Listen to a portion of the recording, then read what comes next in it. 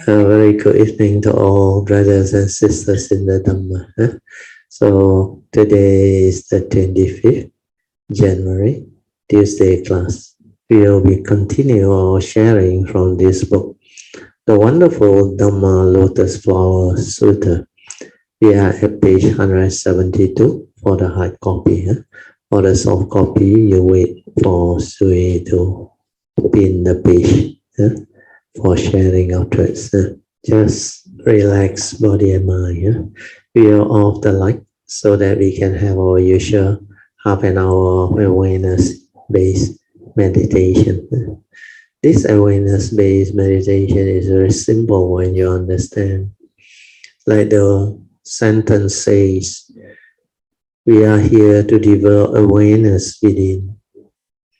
That's why awareness-based meditation is.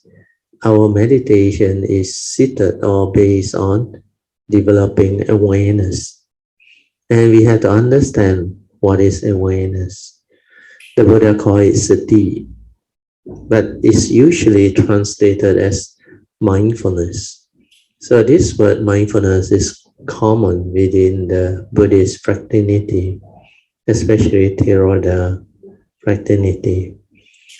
But this word is seldom understood. So most people didn't inquire why the English translation is such mindfulness. What does it mean? Here, the word mindfulness has two parts. First is mind, then fullness, which means mind in fullness.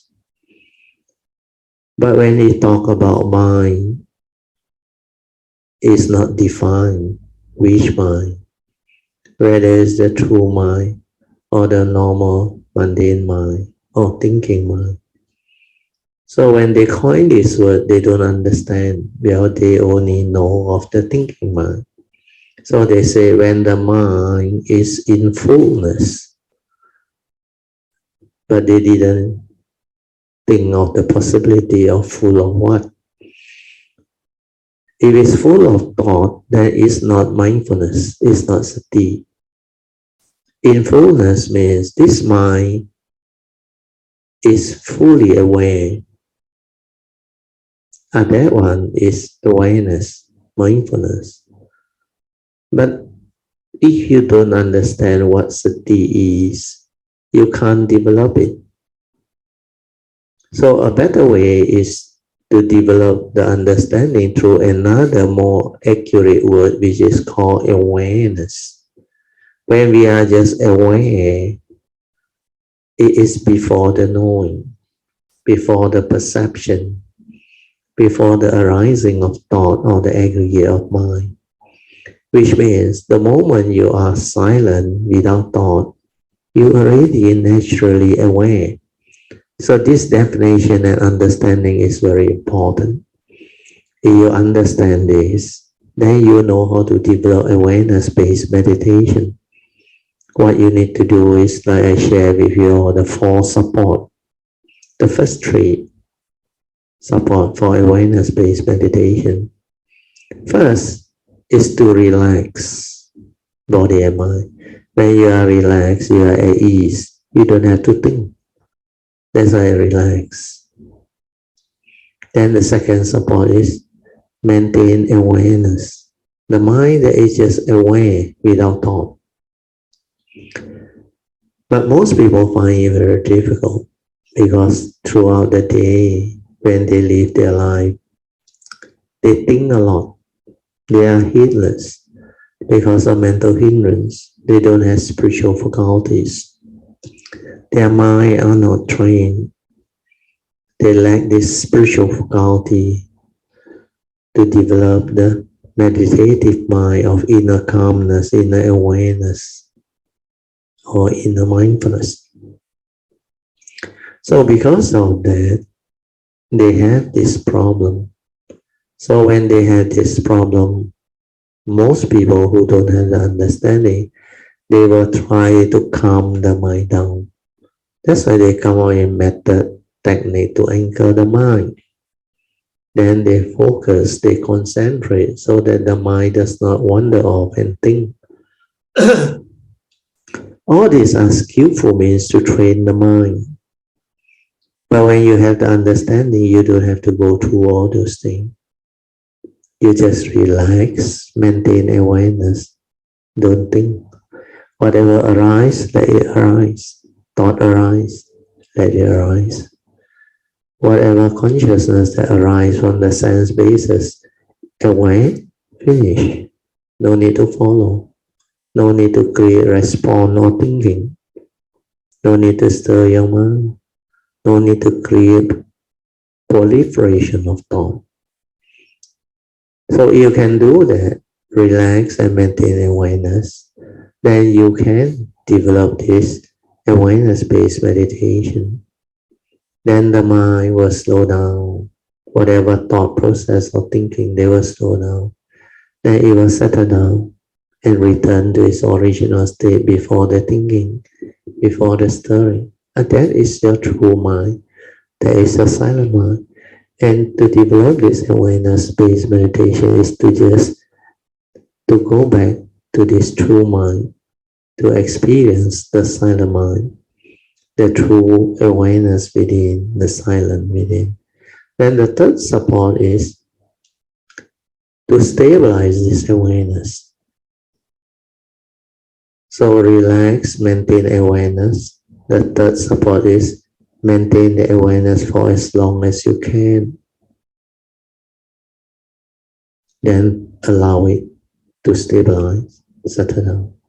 When this awareness stabilizes and settles down, you can realize your true mind with clarity, with stability and understanding. Then you can see a lot of things. You can observe a lot of things where the awareness has the ability. The awareness is capable of observation without the interference from the thought process, the thinking, or the memory, which are your views, opinion, and conditioning, belief system, whatever mind state that you have accumulated or deposited, your experiences, good and bad. This is what memory is all about. And through memory, thought arises. Your thought is respond to all this memory. That's how one becomes heedless. That's how one thinks a lot. But if you relax and maintain awareness, the thought cannot arise. Your mind is most of the time quiet, silent, still. That's why you can experience the true mind, whose characteristic is very simple. The true mind is very quiet, very peaceful, very tranquil, still. Because it's just aware. It doesn't think. It doesn't create duality. It doesn't stir. It is just the awareness nature. So stabilize it. Then you will develop a lot of understanding. Then you can meditate. That this awareness is capable of direct seeing, awakening, or it can insight into phenomena. It can awaken to the universal characteristics of all phenomena that arise within the conditioned world. Then you will also come to great understanding that that nature, which is beyond the thinking mind, is the one that is responsible for the arising of the thought process. That's why the mundane mind, the thinking mind, is dependent originating, because dependent on our sense basis, we receive sense data.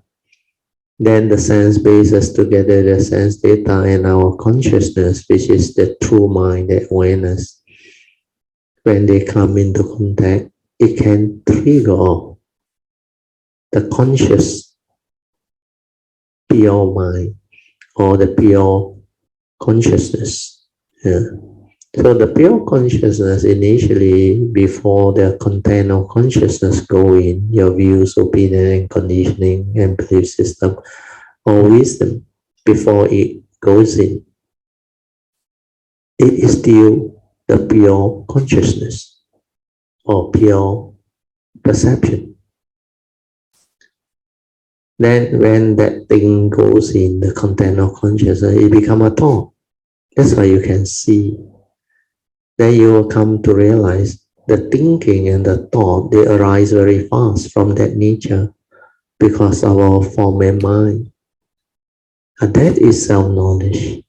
That is understanding clearly who we are, what we are, and how we function as a human being, and how the law of dependent origination comes about.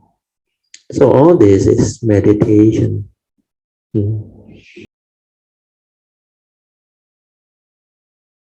The first two ascetic practices deal with clothing. The next 5 deal with the most important human activity, eating. So number 3, they changed the word to collecting alms food. Now I understand why. Under the soft copy, they didn't update because they put their begging for food. Last time I already commented.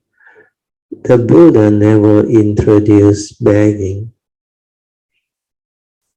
The Buddha introduced this, what they call monks' synergy, to develop cultivation so that it will benefit both the ladies, the people who make the offering, and the monks that receive the offering. Because monk has to develop the virtue, the wisdom, and the understanding so that they are worthy of offerings. So we call this Pindapata in Pali. Pindapata means to go for alms round, to create condition for people to make offering to the Sangha or to the Bhikkhu. And if you want to include the Bhikkhunis, you can, because these are people who has renounced the world, who has actually taken refuge. Then they have gone forth to spend full time cultivating. And the Buddha introduced this culture or what we call practice of alms round or Pindapata is to develop synergy. Synergy in the sense that the monk can have more time to cultivate. They don't have to worry about preparing their meals and all those things, plan their food or go about buying all these things and develop the preparation, cooking and all those things. So if you do all this, it will take up quite a lot of your time. So what the Buddha has introduced is the synergy that become very beautiful in the monks or the bhikkhunis. They have cultivated well, practiced well. They are worthy of offerings, worthy of alms. So if you make offering or alms to virtuous people, it's very wholesome. The merits, the wholesomeness are limitless, especially if well-practiced monks and nuns, the Aryas, the enlightened one. And because of that, it creates condition for normal lay people, or they call householder, to have condition to make offering to well-practiced bhikkhus and bhikkhunis. So this synergy is very meaningful and very beautiful. So that's why they realized the mistake. They changed the word alms food, collecting alms food instead of begging for food. Okay, so you look at the soft copy, it's begging for food, so that one wrong. So I will read from the text, which is the correct version. Collecting alms food. So I was looking, I said, how come the word begging and this hard copy different? And then I recall, I commented before a long time ago, it's not begging. The monk don't go and beg for foods. They go for pindapata. It's a training, and they create synergy condition for householder and lay people to develop this wholesomeness. And this can actually bring forth a lot of goodness, a lot of wholesomeness. It's a blessing for all. Okay, I will read on. Collecting alms round. Sometimes this practice is given as always collecting alms food. Always does not mean all day long. For then one would have more food than one could eat. Rather, it means every day in the morning, the bhikkhu goes to collect alms for their midday meal. They do not cook their own food. In countries such as Burma and Ceylon or Sri Lanka, the donor will prepare an extra bowl of food as an offering to the Triple Gem. They offer it to the first bhikkhu who passes by their home. On his alms round, they kneel respectfully, holding the bowl over their heads, pouring the content into the bhikkhu's bowl, and then bow 3 times. Number 4, asking for alms consecutively. So this one is a tradition, the practice. One begs, again they use the word beg. Actually, one goes for alms from house to house, paying no attention to whether families are rich or poor. In the Surangama Sutra, we read, at that time Ananda took up his alms bowl, and as he traveled through the city, he received alms in sequential order as he set out to receive alms from the first to the last donors. His vegetarian host, he thought not to question whether they are pure or impure, whether they are Kshatriyas of honorable name, means they are caste system, based on caste system, the Kshatriyas are the highest, then all Chandalas, low class. While practicing equality and compassion, he would not discriminate against the lowly, but was determined to perfect all beings, limitless merits and virtue. The practice of asking for alms consecutively helps rid one of discrimination and allow one to give all living beings an equal opportunity to plant blessings, regardless of whether they are rich or poor. It's an act of great unselfishness. Then number 5 is eating only 1 meal a day at midday. Actually, it should be before noon. In the morning and evening, one does not eat. One eats only 1 meal per day, and that is taken before noon. This is an excellent practice, but unfortunately, it's not an easy one. Why? Well, it is said people take food as their foundation. Everybody likes to eat. Human beings are born with the desire for food, and whenever they get the slightest bit hungry, want to eat something. This usually happens at morning and evening as well as at lunchtime. Eating once a day saves a lot of trouble.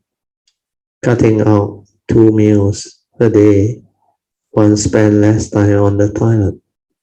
It will be impossible to enumerate in full all the virtues derived from the practice of eating only once a day. In general, if you eat a little less, you will have a little less trouble. If you eat too much, you will have more trouble. Whenever bhikkhu eat, they must observe 3 recollections and 5 contemplation. The 3 recollections are: they vow to cut off all evil, they vow to cultivate all goodness, they vow to save all living beings. This is actually the 3 sets of pure precepts, but the 3 sets of pure precepts, they elaborate it a bit more than this. The first one is they vow to cut off all evil, including understand what constitutes evil. Number 2 also same, they vow to cultivate all wholesomeness until they realize the perfection of them all. Then lastly is they vow to save the limitless living being and take them all across. So all these are very important. Okay, you vow to cause all living beings to leave suffering and find happiness. Then the 5 contemplation are: consider the amount of work involved in preparing the food. You should reflect how much human labor is involved in preparing the food. Take for example the rice. It has to be planted, tended, and harvested. Although today we use machine, people formerly had to grind it and remove the husk. Then it has to be cooked and served. A lot of effort went into every single grain. The ancient had a verse: as he holds the grain in the mid-sun, the farmer's sweat falls into the earth.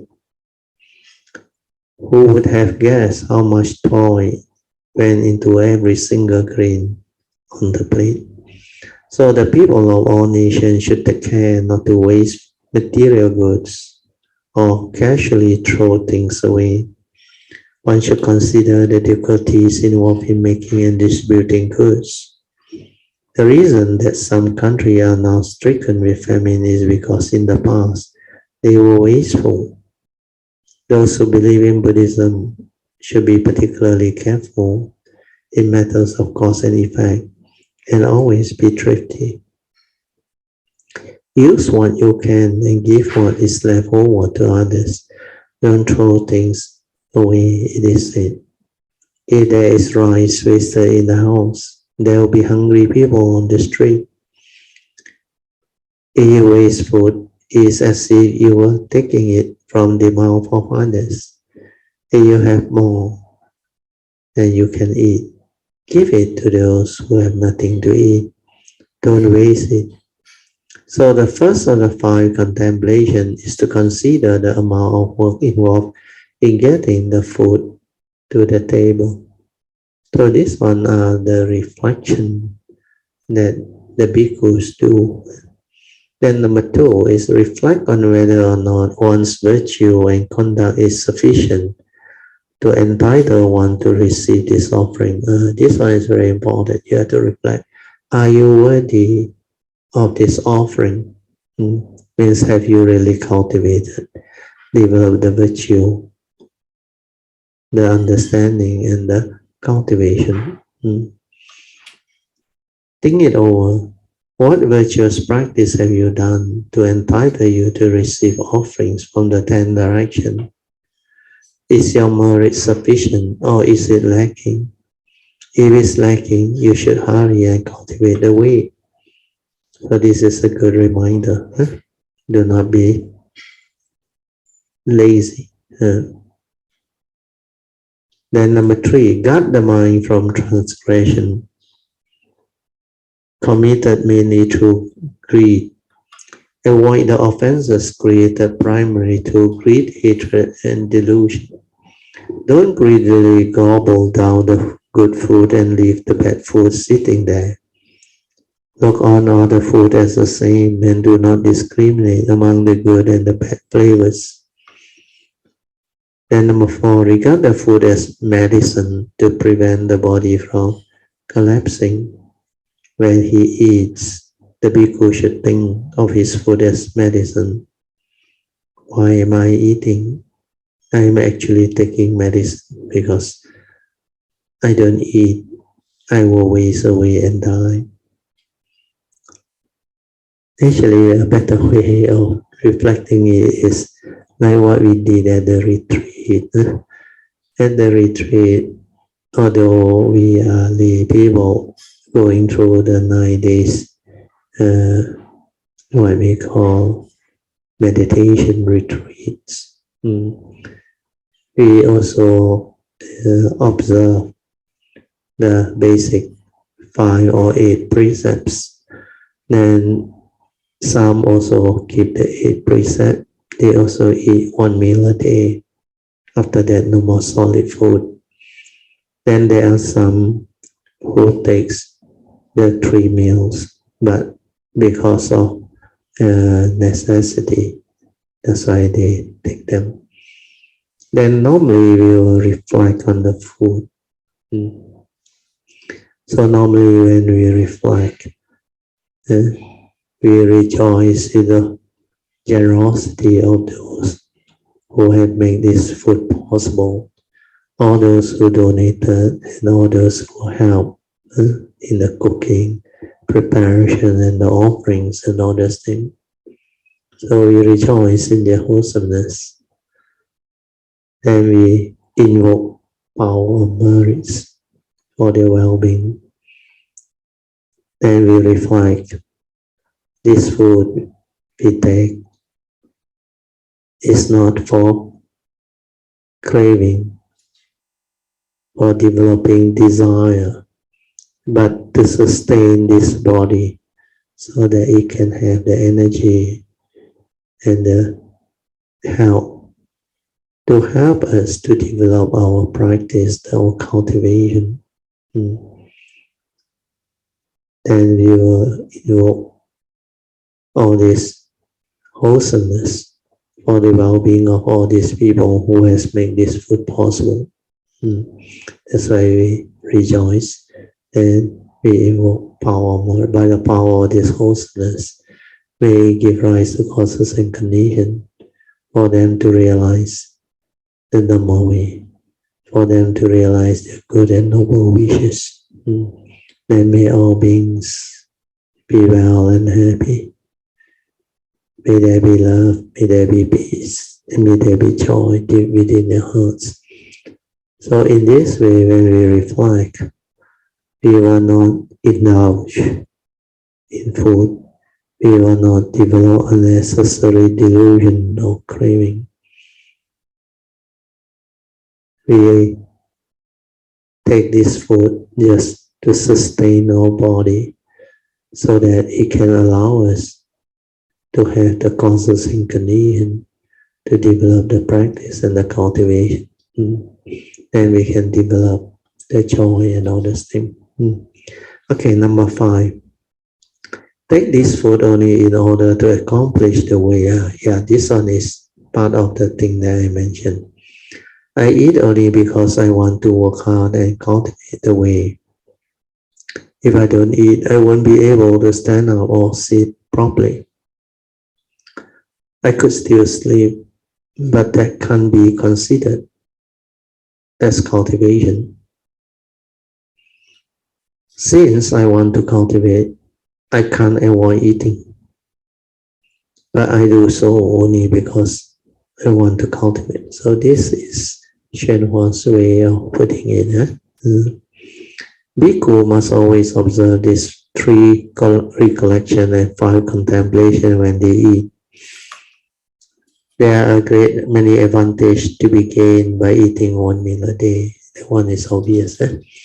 But the other thing that they should include is when you go for alms round, you must be mindful, aware, every step, every turn, every bending, stretching, turning. Maintain awareness. Be heedful. And when you slow down to eat, you have to be mindful too.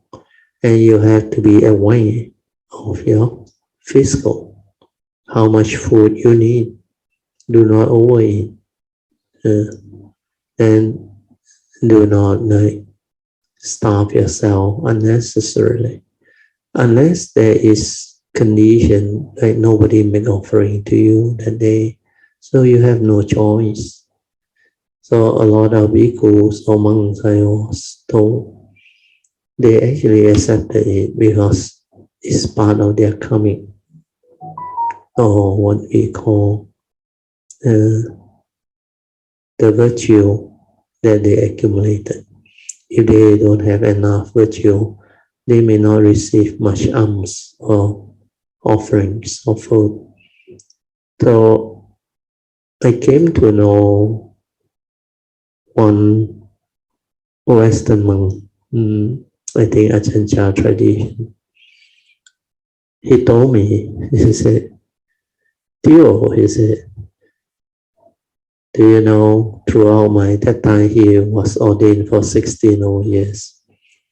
Throughout my 16 over years of monkhood, there were only 2 occasions I didn't receive any alms. I didn't receive any food. But I understand.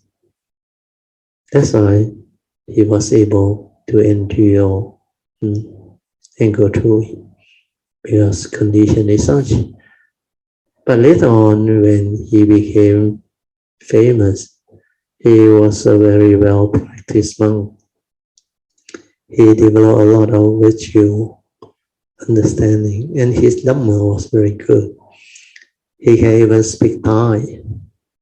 He is a European, I think Italian, or you all call sometimes Masale. But he is very good, and the Thai people complimented. I witnessed them. They say, this Ajahn, he speaks Thai better than Thai people. His Dhamma expression of Thai is so beautiful. They like to listen to him. So this is the parami that people have. So if you have faith, if you intend to go this way, you must have enough parami. And a lot of this come from your past. If you have been frequent offering of food, or helping people, offering generosity, dana, and all that, you will receive food. Food will be there. You will not face famine, lack of food, and all these things. That's why take care karma. Karma will take care of your life.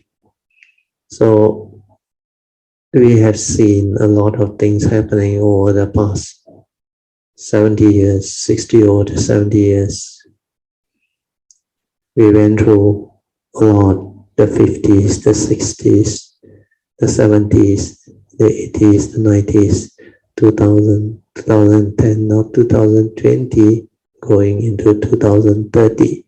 Every decade, there are so many things happening. We have experienced economic crisis, nature's disaster like earthquake, tsunami, forest fire, and flood, and also pandemic recently. Then in between, we experience a lot of things, especially war-torn country, riots, civil war, and there are many other things. So if you don't have the good karma, the good condition, you may be born in these places, or you will happen to be in those circumstances and conditions to experience all this major disaster and problem. And like it or not, most people are hit, especially economic crisis, financial market. Then recession, there of course war, riots, civil war, conflict. A lot of these things we are witnessing, and because of technology, the social media, now you can see a lot of these things happening almost every day. Even Malaysia as a country, we seldom have problems. Recently, we not only have the pandemic, we also have the major flood. That's why it has caused a lot of what they call suffering and misery to many people who are affected. But you have the good karma, you can actually avoid all this. And we also went through the currency crisis, the financial crisis, then the ASEAN crisis. Then we also affected by the Great Depression, what they call 2008-2009, the US mortgage crisis and all those things. But you have the good karma, you will not be affected. That's why you have to have faith in the Buddha's teaching, in understanding the nature's law that governs life and existence. So all these are very useful, very important understanding. Okay, I'll move on. Number 6, eating a fixed and moderate amount of food. This is the fourth of the 5 ascetic practices dealing with food. A moderate amount means that just because the food is good, you don't call yourself with it. Eating a fixed amount means that you eat the same amount every day. For example, every day you eat exactly 2 bowls of food, whether the food is tasty or not. You won't eat only 1 bowl of bad food one day and the next day. When the menu has improved, you eat 3 bowls. Those who cultivate ascetic practices should reduce the amount of food they consume.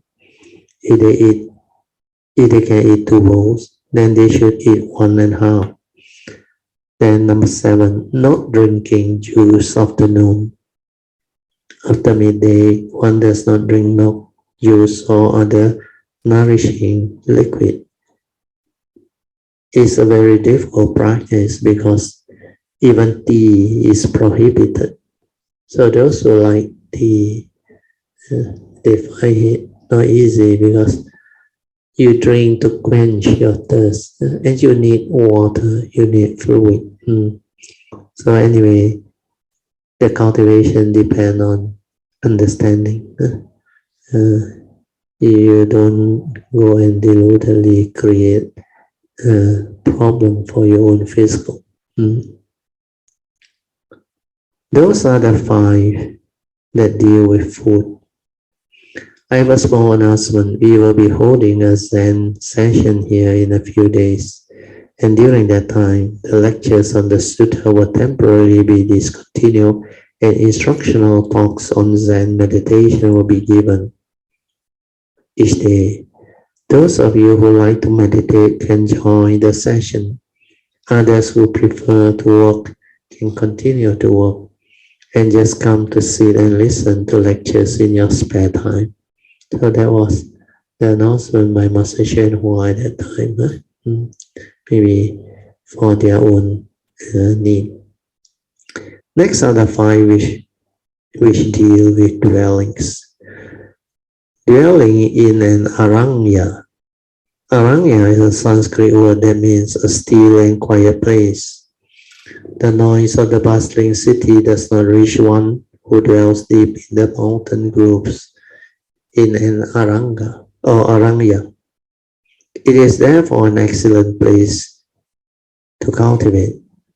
Dwelling beneath a tree, dwelling in an aranya, one still have a fixed place in which one dwell.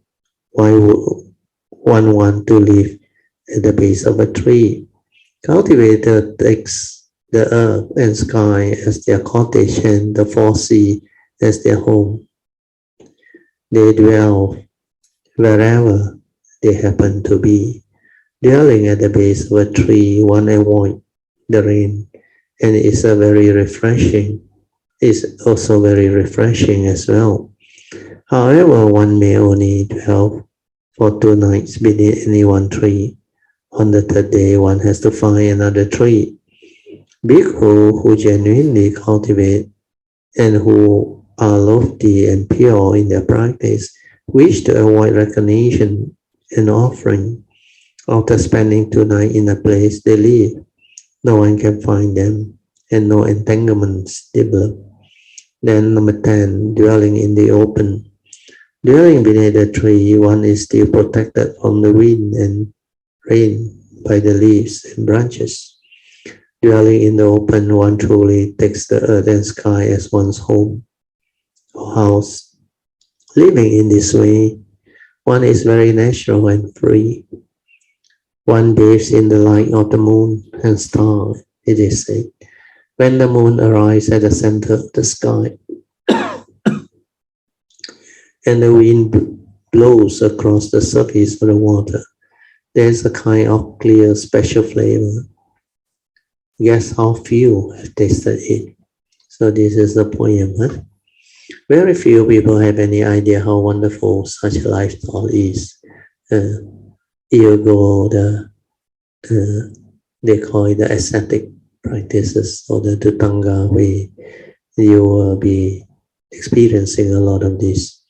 Then number 11, dwelling in a graveyard. This one for the brave one, those who dare. But monks, they are prepared for such practice. You sleep with the dead, means the dead corpse, sit in the graveyard and enjoy a camaraderie with the ghosts. What for? In order to contemplate impermanence and understand the ephemeral nature of human life. Sooner or later, we are all going to die. After we die, we decompose into a heap of bleached out bones in the grave. Cultivating at the graveyard, you awaken to the doctrine that all is impermanent, and you will be able to relinquish your attachment and will not become involved in the workings of greed, hatred, and delusion. In fact, under Kayanupassana, there is one last category of cultivation which the Buddha recommended, the 9 stages of cemetery decomposition of the dead corpse. So this one, most people do it at the graveyard. But I got one teacher, he actually managed to get this dead corpse and bring them into his cave where he meditated. And he used to share this with us, is it? Of all the foul things in the world, is it? The foulest of all the foul things are the dead corpse. He said nothing is more foul than that. But it's good training. It's good training. Where it's devoid of consciousness, you see how it decays. And how when it decays, all this very strong foul smell emit from all this corpse. Then when you are with dead corpse, many people have fear because they associate the dead with ghosts. So when you have such fear, it's very difficult for you to go to visit places like graveyard or attend the wake of dead people. So the fear will be there. And sometimes you can feel the eerie energy and all this thing. So all this is part and parcel of cultivation when you understand there is nothing where these are nature's conditions. and everything is just the way it is. What is a ghost? It's just consciousness. Those who pass away and take that birth at that rhyme, the hungry ghosts or the Peters, or the non-humans and all those things. So when we have the understanding, our mind is different. We do not project, we do not create unnecessary. Where we know form and mind is just form and mind. Nothing die, no one die. So all this understanding you must cultivate until very stable. Then you can confront all this, no problem. Okay, we move on. Number 12. Always sit and never lie down. This one is peculiar to Hsuan's practice. You cannot do it or you don't want to do it. You don't have to follow. They practice sitting up straight, never lie down. Please, they never lie down to sleep also. When you cultivate this practice, your rib never touch the mat. In India, there was a venerable master Hsuan who throughout his whole life never once lie down. One who sleep in a prone position may develop a need for more and more sleep and never think to get up and cultivate. If you always sit, when you wake up, you are all ready to begin cultivating and sit in meditation. The practice is a great aid in cultivation. So this one depends on your suitability and understanding. You are like the Buddha said, the four posture can be used for cultivation. Not necessary. You must always be in the sitting posture, never lie down. But these are practice that people take it up. Some people may practice only one or perhaps a few days. Or perhaps a few of these 12 ascetic practices. For example, they may only practice wearing rag robe, or only practice restricting themselves to 3 robes, and only practice asking for alms food, or only practice consecutive alms round, or only practice eating 1 meal a day, or only practice eating a fixed and moderate amount of food, or only practice dwelling in a graveyard, or only practice always sitting and never lie down. Although a very old man, Mahakassapa, practiced all 12 ascetic practices in accordance with the Dharma. Thus, he was foremost in all those who cultivate asceticism. Okay, we stop here. Before I continue, I think I would like to make one announcement. Because Chinese New Year is approaching. So today is Tuesday. So tomorrow, Wednesday, 26. 27 is Thursday. So we will have our class on 27 Thursday. After that is Chinese New Year already. I think we break and most people will be busy planning their New Year thing and other things. Then you have to buy things, maybe deliver whatever you want to offer to people. So on this, we need to have enough rest or time for you all to do it. So our class will end on the 27th of January. Then we will break until Chop Gome, 15th of February. Then after that, our class will resume. But in between, if you want to visit each other or what, we can have our arrangement. So at least we have about 2 weeks plus of break, so that you can have your New Year activity, celebration, and also develop heedfulness and mindfulness, like I always advise you. Your New Year is a time where you have gatherings, you have celebration and all these things.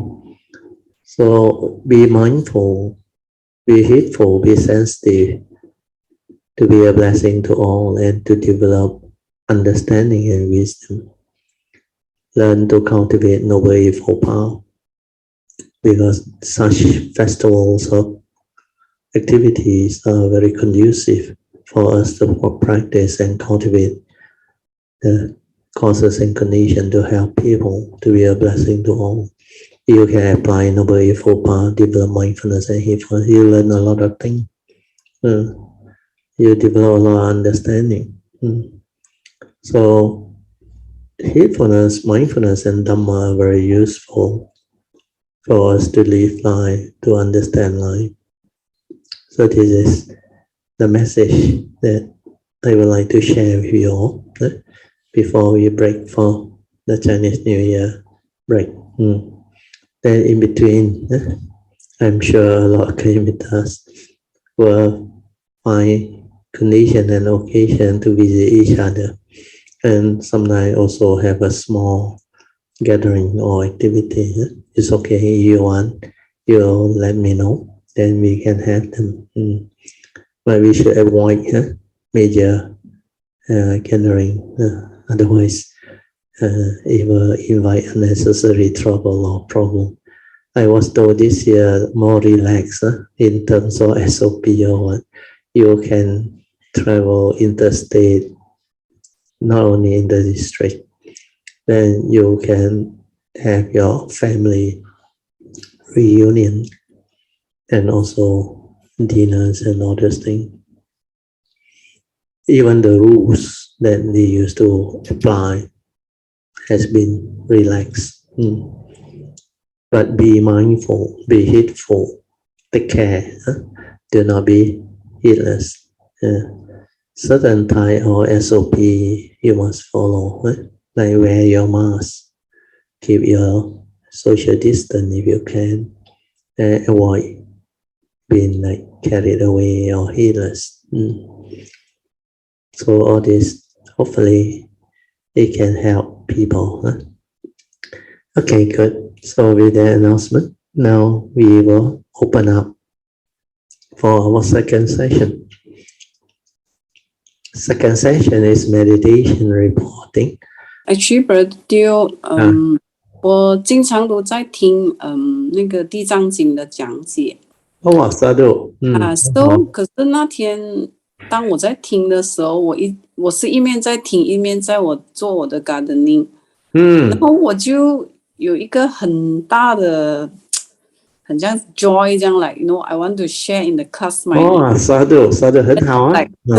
like 我的 experience with 地藏王菩萨。Yeah, you got great affinity with 地藏王菩萨，a store Bodhisattva。是，其实在我还没有学佛之前，我的生活是很糟糕的。而且我做了很多我不应该做的事情。对。就是哎呀，总之就是很糟糕就对了。对。当我在 Brother 那边学佛之后，就是当我学了不久之后，然后我就有产生了一个很惭愧的心啦，说就是因为之前所做的一切是非常非常的不对，然后就是觉得哎呦，我这样子的人如果下地狱啊，真的是 no， 就是那个一念的我这是可能肯定会下地狱，就因为那个一念然后就之后我就有那个感应跟地藏王菩萨。萨度。So 就是follow up by 那个登彼岸的那个 vow 出来，然后萨度。对，然后之后就是很多很多的来，我看地藏经的时候，就我跟 Brad 在 camera reporting 的时候，他好像电脑般的在读那个地藏经这样，对，他其实是心在念之后就是地藏王的地藏佛期，地藏佛期的时候，其实师父跟我讲，金马伦邓雄师父一定是有 announcement 讲那个地藏佛期嘛，对。然后我没有在意的，其实我也没有想过要去的，因为可是后来呢，就刚刚地藏佛期要开始的那一天早上我起来。然后我就第一件事我就去跟 Freddy 讲，我说我要去金马伦佛地藏佛期。哇，发掉。then 我就讲，他就讲你sure吗？搭车上去，因为我从来没有搭过车的嘛。so 我也不懂怎样，就是这样去了佛期，就7天在那边。然后出来，接下来就是我一下山就不能再吃肉了，然后对，yes，就是那时候我就问 Brad 为什么这样 ，Brad 说你以后就会明白，一定的，对，因为那天我在听地藏经的时候，我是 a lot of 感恩，因为地藏王菩萨一直guide我，我感到哇。他真的是慈悲大愿，哇 ，so much， I was so much joy。then 这一切的发生，哎呦 ，My God， 就是这是不可思议，就对了。我的 encounter with 地藏王菩萨，我真的觉得，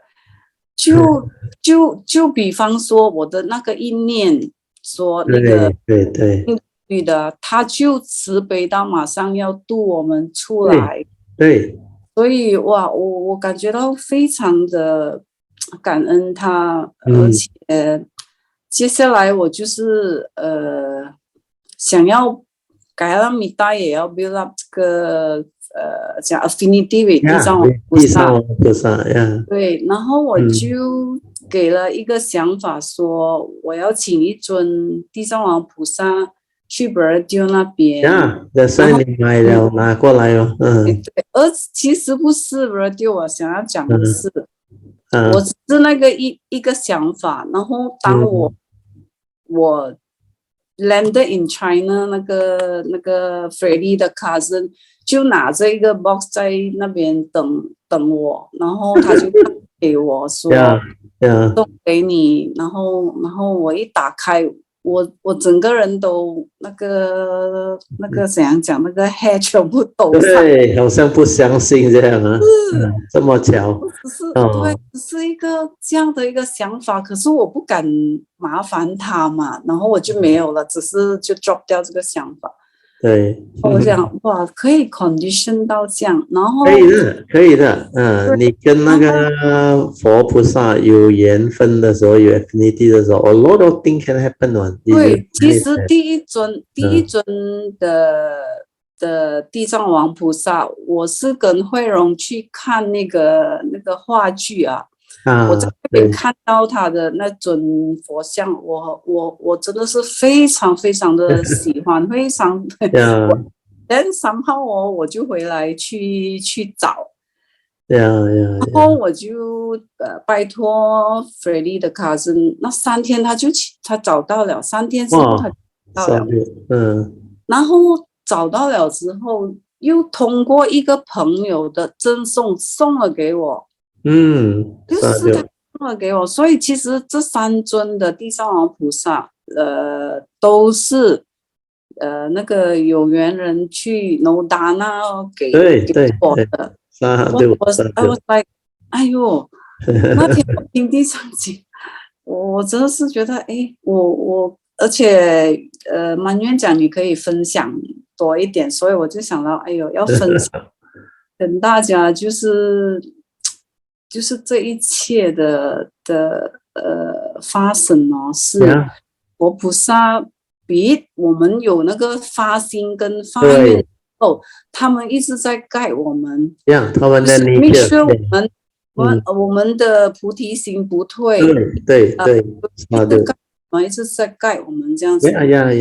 对，然后我就我非常的感恩，就讲我就跟阿松讲，然后拜二我还是要 continue 我的sharing 很好啊。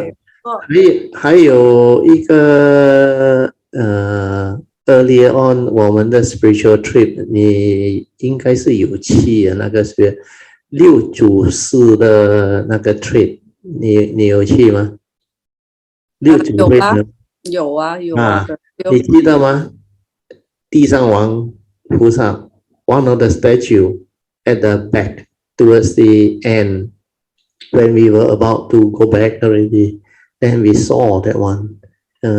Then 我们 pay respect because that one very serious. Then 我小的时候我也跟地藏王菩萨 very strong affinity as Bodhisattva. In fact, 他那本书 somehow I received it.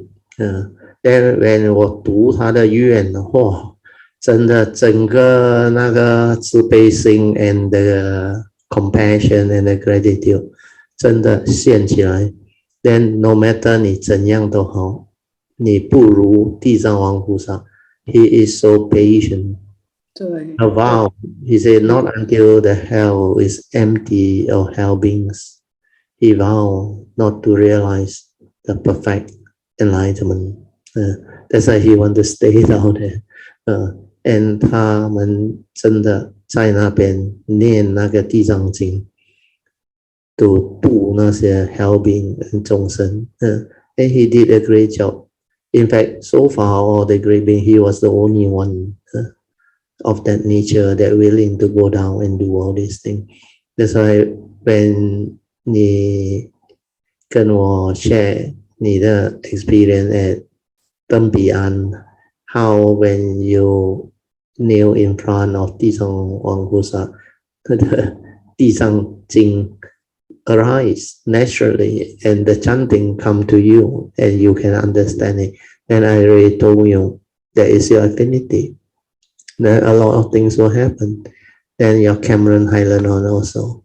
So I say finally when your cultivation progress and you develop the affinity and the connection, you will come to understand all these things. That's why 我跟你讲，就是 to let you have the understanding that later on you will understand why you cannot take the meat and all those things for that period, because it's actually the 地藏王菩萨的 advice.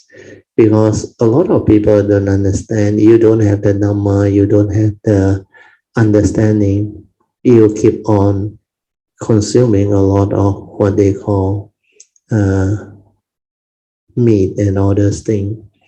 You see, under the teaching, you don't cause to kill or have the intention to kill, actually is nothing. But what they don't understand is you create unnecessary, what they call, I don't call it that type of Dhammic affinity, is the entanglement type of affinity with those beings that are born as animals or flesh for consumption and all those things. But you don't have to worry because these are allowable. So as long as you don't go and like some of these people like to kill and cause suffering and misery and do all those things for profit and all those things, these are major what they call karmic negativity. But if it's just the normal type of consumption with the understanding of the Dhamma and with the what they call compassion, that's why even when you order fish or whatever, if you have the understanding, you should actually arise the compassion and wish for the blessings of this whatever fish. May the blessing of the Triple Gem be with you after your immediate passing away. And for me, I had that vow to take them all across if they rice as food for me. Then when you have all this understanding, you go to market, you see, you know, you will send your blessing. You will send your whatever metta and all those things. Then all this will move into the nature's law. Then not only you don't get yourself entangled, you develop Dhamma understanding of it, and you play your part to have all these so-called creature. But a lot of people cannot understand. That's why it's not easy. Then for certain cultivator or masters that has gone through the long way, they realize how dangerous it is if people without the Dhamma, without the practice and the cultivation, keep on consuming a lot of this meat and other things. That's why Hsuan always caution people.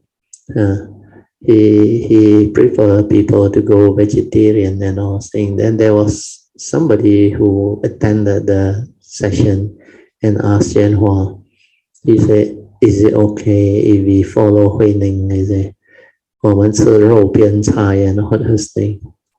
Hsuan's reply was very good. He said, if your cultivation and Kung Fu is like Hui Ning, go ahead, no problem with it. If you are not, my advice to you is, he said, don't take so much. He said, oh, try your best to avoid.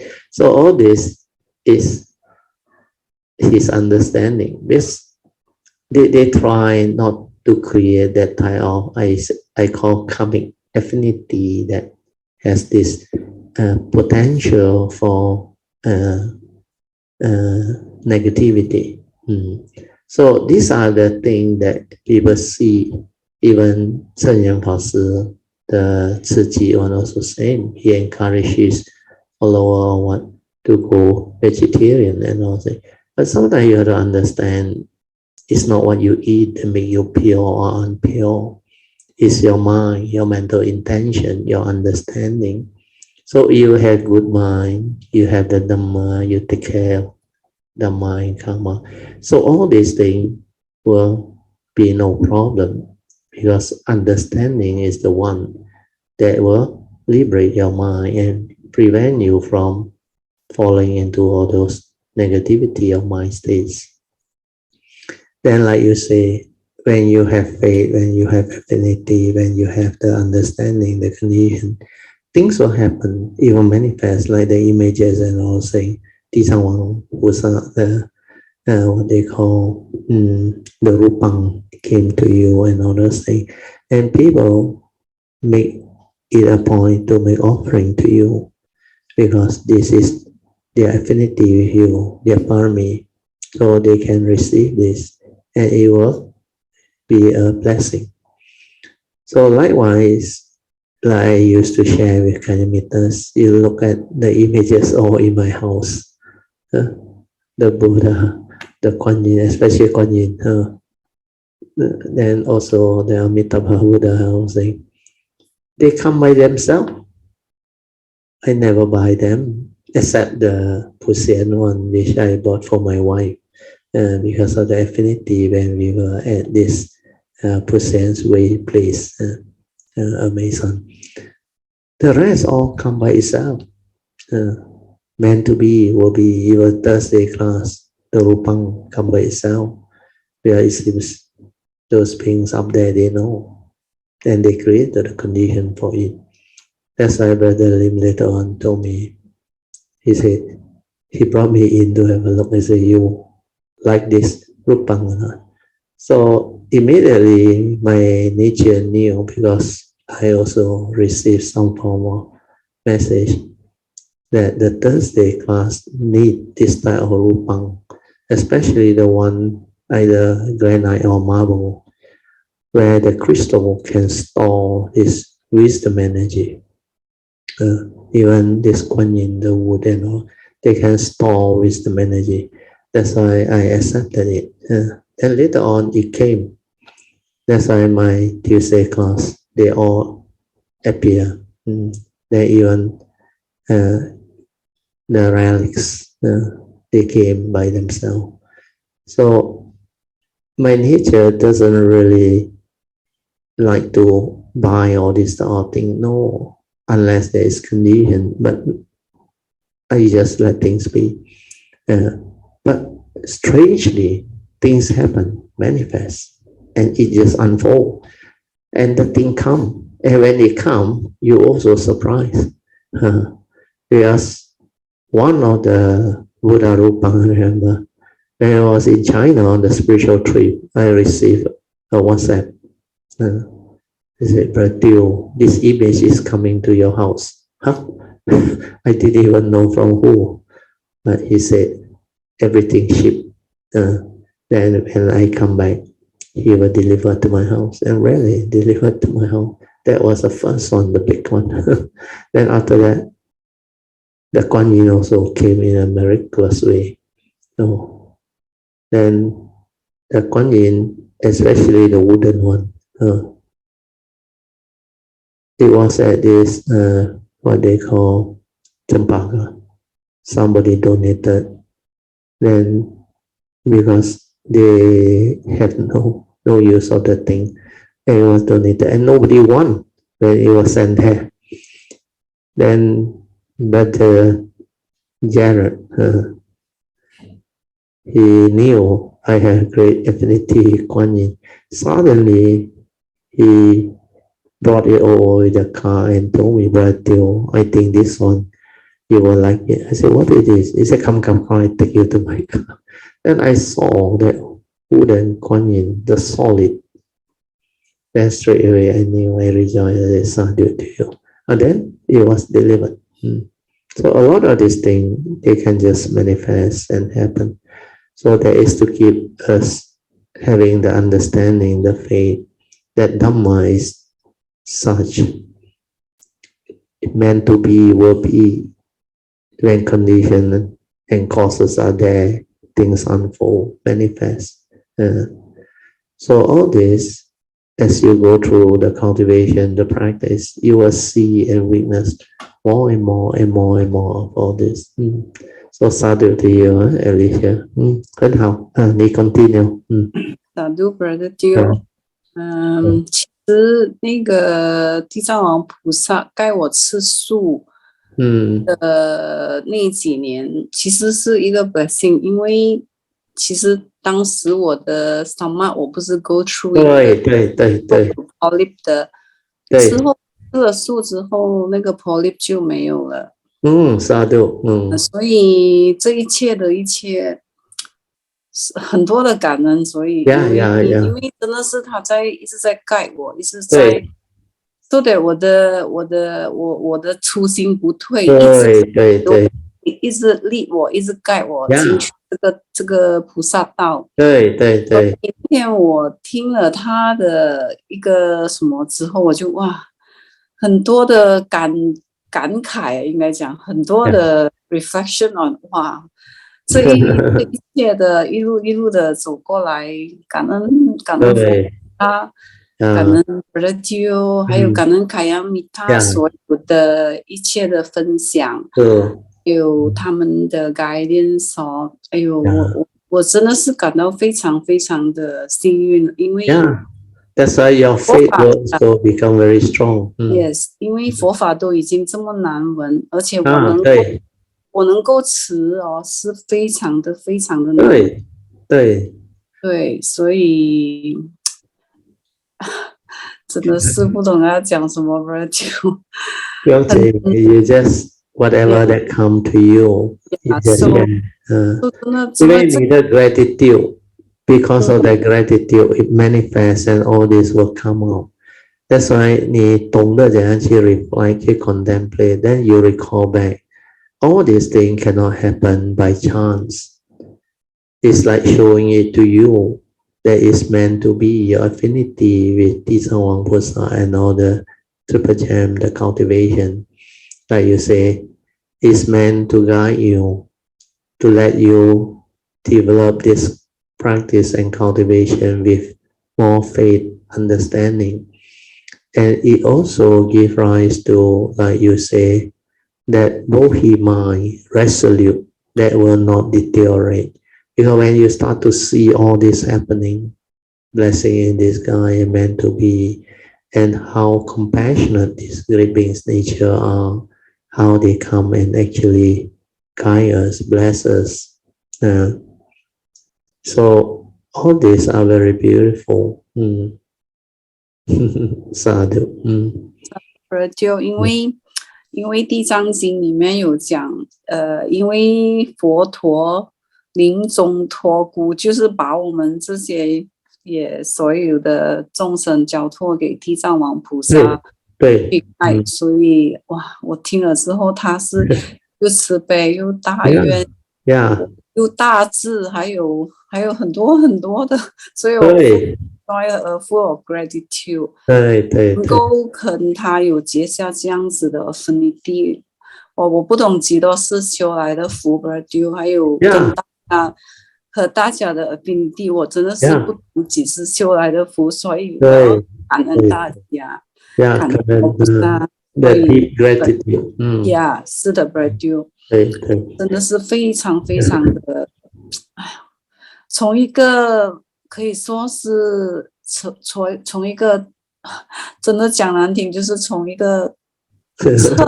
彻底的很糟糕的情况之下，能够把我带出来，我真的是还有 Brazil， 记得我去 Brazil 的 class， 我就看到了光，然后我就直接，然后慢慢的去跟着 Brazil 一直这样子一直走过来。Of course， 我所谓的我的学习就比较慢了一点，可能。对了，你追Hsuan for the top， 那个时候你好像坐火车都在听，坐飞机都在听，坐 bus 都在听，哇，那一段啊，你真的学很快啊，你听到啊，Hsuan都怕你，You say, Alicia will be chasing me if I don't send out by midnight.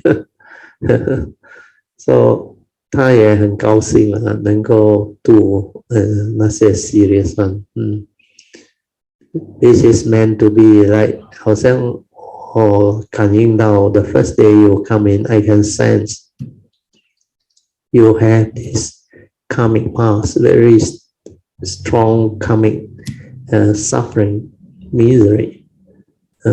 Your fear, your depressive mind state and all those things. Then 你不敢 even 提头起来看我们 or 听。But when my nature start to share, I sense something, then I share the first noble truth, second noble truth. Wow, I can see the joy in you. Suddenly I saw your joy, your smile, even though a short moment. But I can sense you have affinity, otherwise it won't happen. Then after that you keep on coming, you keep on coming. Then a lot of things starts to change. It's meant to be because of that affinity. You just look at this life, you will know how you establish affinity with my nature, my wife, and all Kayamitas. Because these are the causes and conditions that we have in the past, but you may not recall. Then when this life comes, because your karmic past is, you have to go through this type of suffering and misery to have the causes and conditions to look for truth, look for Dharma.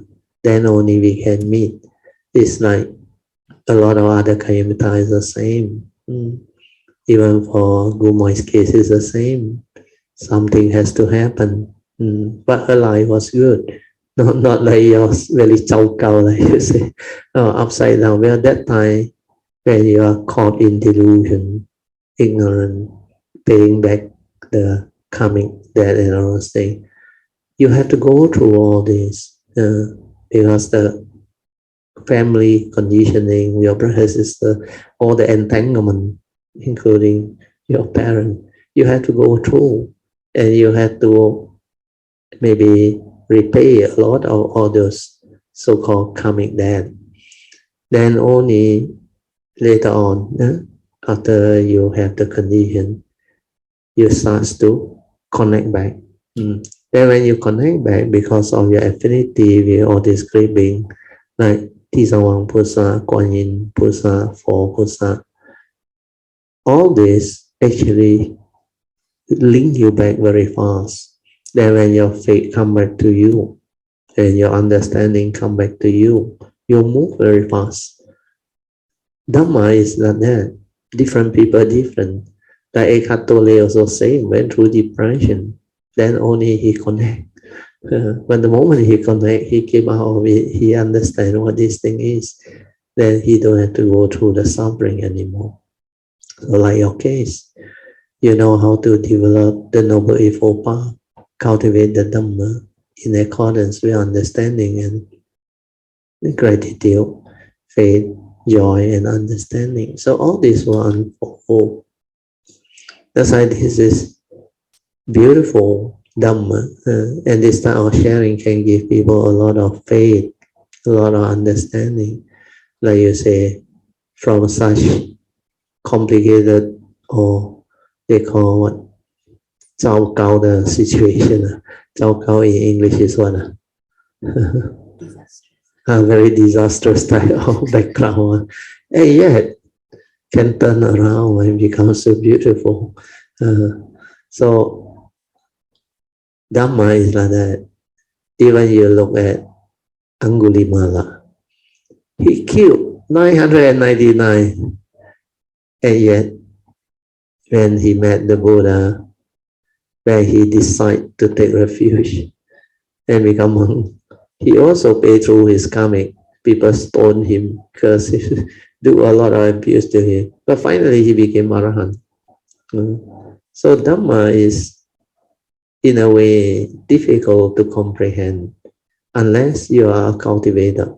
If you are not a cultivator, you will think, "Ayo, such a terrible person, killed so many, caused so much fear, harm, and all things, and yet he can become an Arahant that life." So it's like mind-boggling.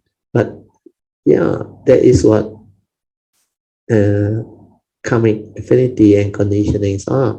Where the Buddha knew Sakyamuni that it's time to actually help him and turn him back to the right way and create the causes and conditions for him to awaken.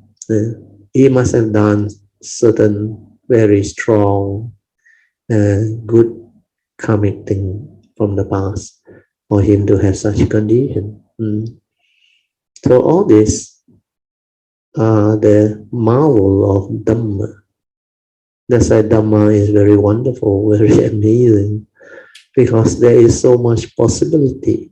And people can never understand or fathom all this unless you are the cultivator of the way, who have this experience and understanding, and you can see it unfolding. So these are very beautiful sharing and understanding. Very good, Alicia. Sadhu. Sadhu Brother Jiu. 还有就是那个 Cameron 的鱼，你记得吗？ Yeah. 是那个我也觉得很 amazing， 因为 amazing. 一定是菩萨的。对meant to be. That's why show it to you. That's why when you report to me at the retreat, I told you Sadhu. So exactly because like that fish, no reason from that pond suddenly 跳起来 and landed on the land. Then it show it to you. You already out of the suffering world, the pond, already, and yet it jump back again. So it's telling you at that time, you already out, you have the Dhamma, you understand already, you want to jump back and go back to the old way. That's why you are full of joy, gratitude, and understanding at that time. That's why you came and report. And I remember that was your early years. I think that time you were at the retreat for only 2 years or what. I forgot already about that. Not that long. Then initially, I remember you cannot attend because your gastric and all those things. I remember when you try to attend my retreat, you were okay, but later on when Achalo's retreat, you cannot. You have to go home because the gastric only. Then finally everything fall into place. Then the fish from the fish pond. After that you progress, you become very different. Yeah, that one is the most amazing. Sadhu.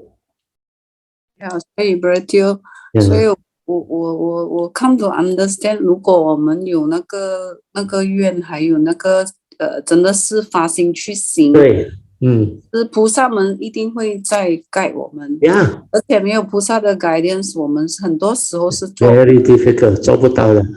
对，所以我只是想借着这个机会跟大家分享一下，因为真的是要赞叹佛菩萨他们真的太过的慈悲。对，因为我往我自己身上一看，这么好像我说的这么糟糕的一个我，他们都愿意这样慈悲的在盖我，来度我，然后哇，我其实我也是应该死了几次的啦，因为也是菩萨在救了我这个对 ，otherwise 我也是不在这里了，所以我那天听了哇，I was like， 哎呦，原来这的一切可以让我 develop 这么多的 understanding。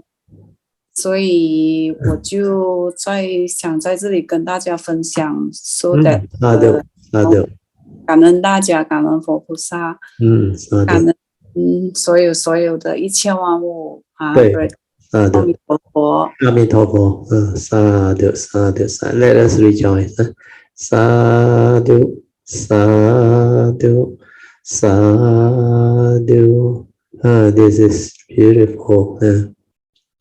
So all this something that can allow Kayamita to have more faith, more what they call resolve to go this way, because you can see it's possible, no matter how chaotic your condition may be.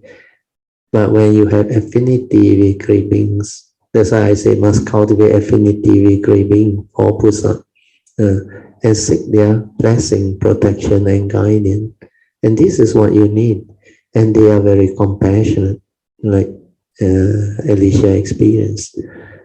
No matter how chaotic your condition may be, they are willing to help you if you show your faith, your gratitude, and your ability to go this way and persevere.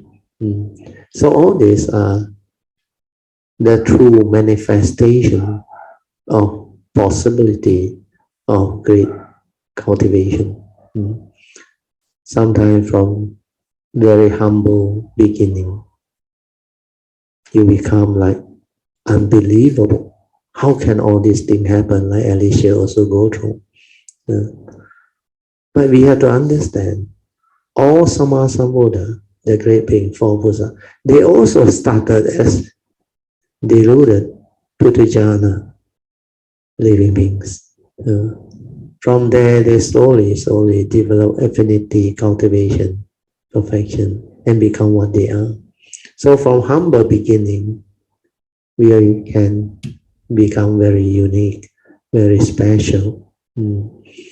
That's why when my nature look back, although I know my nature is different, but I know it has gone through a long way of cultivation, perseverance, sacrifice, gratitude, joy.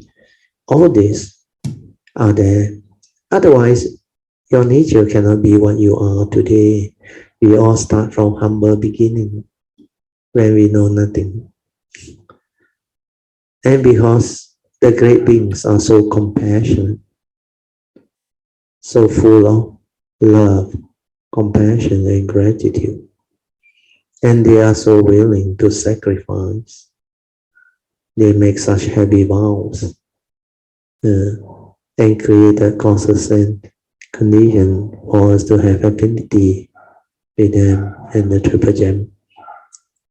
Then the collective consciousness move. That's how all this fall into place. Then you just need to have faith, sincerity, and persevere. Then no problem at all, no issue at all. So accord and flow with this understanding. Then the way is there. So only treating faith, sincerity, and perseverance, then make vow, cultivate affinity. So when you persevere, the Dharma will unfold and everything will fall into place.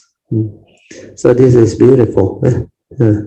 So Alicia, you want to nominate somebody else? We still got time. 因为我就是要感恩 Vincent 的对，带我去，对，带我去你的 class， 因为 Vincent 跟我提起 Virtue 的时候，我第一件事情我就跟他说，我要看我跟 Virtue 有没有 affinity， 对，就是这样子，他的那个因缘就是这样，就 unfold 了。对，是的，是的。And Vincent and the wife really, they are very like, I think there is something behind that condition them to come and do it. I was teaching meditation at Champaga at that time. So that time I don't know who Vincent is and the wife. But they attend my class very regular. Then after many months, they suddenly approached me after the class. They said, Brother Teo. They saw a lot of people come and see me or recover. Then develop the understanding. Then they say, they got one very close friend. They want to help you. They say, can we bring you?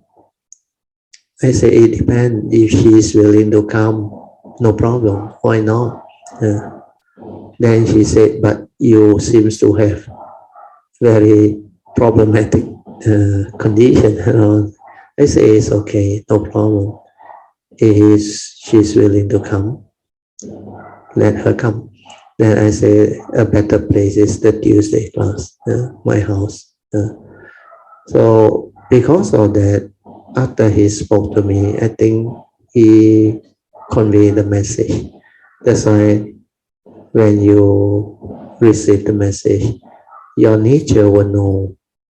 Meant to be will be. That's why you're willing to find out whether you have affinity with my nature or not. That's why you came. And the very first night, that was historic. My nature always can sense. Then immediately everything fall into place. That's why I knew you will recover.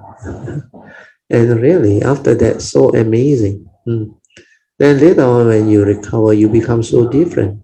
You change your entire approach and outlook of life. After you understand this teaching, you have so much joy because you can see the light at the end of the tunnel. That in the past, why you get yourself so entangled and miserable, 16 years of depression, is because you don't have this teaching. You don't understand this teaching. Then you start to cultivate it.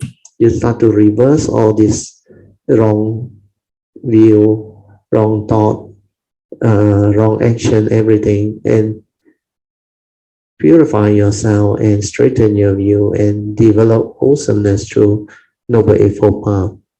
The Four Noble Truths help so much, especially the first two Noble Truths.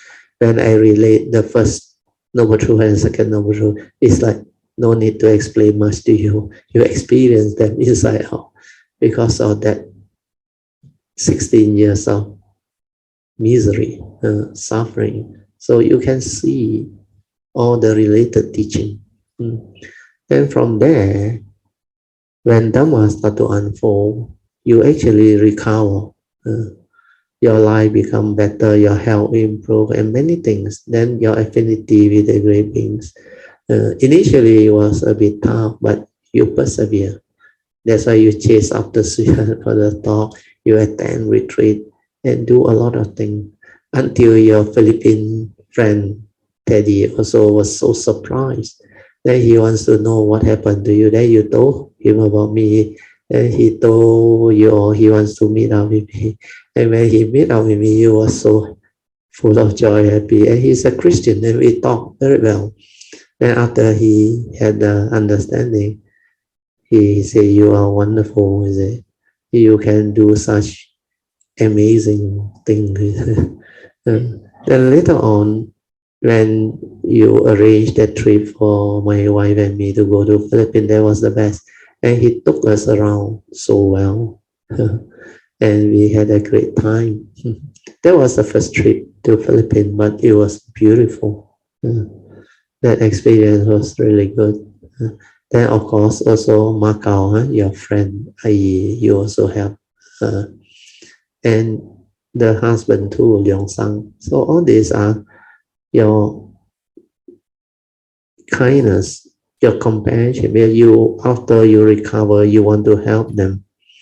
Then even Elsie, sorry, not Alicia, Elsie, you also wanted to help her back because she was the one that helped you go through the depression at that time. A good listener. So all this fall into place. Then many other things. Then Freddie also can see. That's why Freddie also have a lot of joy. Then your life, your business, everything turned around. And Dhamma was wonderful. That's why all this is what the Dhamma is capable of. So when you have the Dhamma, your life transforms. You become very different. So these are amazing things that can happen when you have faith, when you have the sincerity, the perseverance to really cultivate and to go this way. So sadhu, very good. So let us really rejoice. Sadhu, sadhu, sadhu. Brother Teo，还有我想感恩的就是 Freddie 跟我的家人，因为他们都很，就是他们很 support 我啦 ，in any way 啦。很好。还有就是慈济的正言法师，因为在我 depression 的时候，我就是看那个静思语他帮了我很多。对，就是他就是在里面，我每天都在读静思语的时候，然后我在 reflect 的时候，我就心里面就没有这么的难过。所以我要感恩正言法师。那个静思语 very helpful, help a lot of people. 对 ，sorry, so that's all from my sharing, Brother. 感恩，谢谢，感恩，阿弥陀佛，阿弥陀佛 ，Thank you. Brother，萨度，要过年了啊，讲几句话。Brother， 今天晚上的这个 Alicia 的一个 sharing 是 full of the gratitude， 感恩的一个 sections。这个 gratitude 是一个很好的一个 I mean 一个 virtue 一种 virtue 来就是给我们每一个人来很 touching 啊，我也是听到，我觉得说新的一年要到了，然后我们以这个感恩的心来感谢佛菩萨。感谢Brother， 感谢Kalanamita， 感谢整个的 condition 能够让我们在一起，能够这个 wonderful 的这个 Dharma， 很 touching 啊。Then 我们可以 apply the Dhamma to help people, to be a blessing to all, and one big Kalamita family can actually bring about a lot of good, beautiful condition for Dhamma to flow. That's why this Chinese New Year, a lot of you all, if you have the condition, you can actually be a blessing to all, to many. First to your own family members, your siblings, your parents if they are still around, and also whoever they have affinity with us. Then we develop the understanding, the joy, and wherever we have condition to help, we help. And like you say, the expression of gratitude and joy for what has made possible, like from humble beginning, like very complicated, chaotic, but suddenly over a matter of few years, things become so different. Like at least a lot of gratitude, a lot of joy, that from such chaotic, miserable condition, heedless until no word can describe it yet can turn around so beautifully. True, very true. Sadhu, some. Yeah. 还有什么？